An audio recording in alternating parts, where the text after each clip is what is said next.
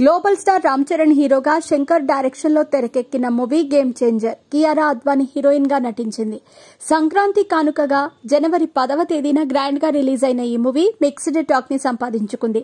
తొలి రోజు ఇండియాలో ఈ మూవీ 47 కోట్లు వసూలు చేసింది. తెలుగులో 38 కోట్లు, తమిళంలో 2 కోట్లు వసూలు చేసింది.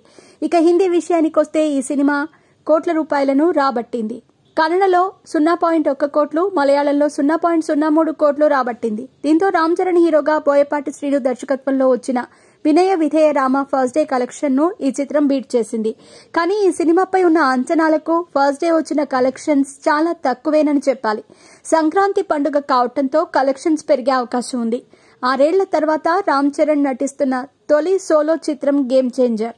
2019 బోయపాటి శ్రీను దర్శకత్వం వహించిన వినయ విధేయ రామ చిత్రంలో కూడా యాదృచ్ఛికంగా కియారానే హీరోయిన్ గా నటించింది. ఈ చిత్రం ఫస్ట్ డే 34 కోట్ల ఓపెనింగ్ ని సాధించింది. గేమ్ చేంజర్ 400 నుంచి 450 కోట్ల బడ్జెట్ తో తెరకెక్కింది. ఈ సినిమాకు తెలుగు రాష్ట్రాల్లో 122 కోట్ల బ్రేక్ ఈవెన్ టార్గెట్ ఫిక్స్ కాగా వరల్డ్ వైడ్ గా 221 కోట్లుగా నమోదైంది.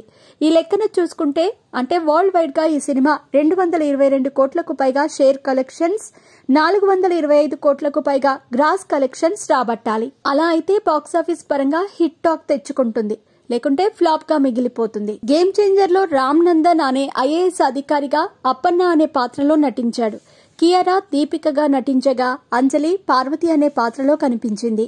సూర్య, శ్రీకాంత్ కీలక పాత్రల్లో కనిపించారు. పొలిటికల్ యాక్షన్ థ్రిల్లర్ గా తెరకెక్కిన ఈ చిత్రానికి కార్తీక్ సుబ్బరాజ్ కథను అందించగా తమన్ సంగీతాన్ని అందించారు.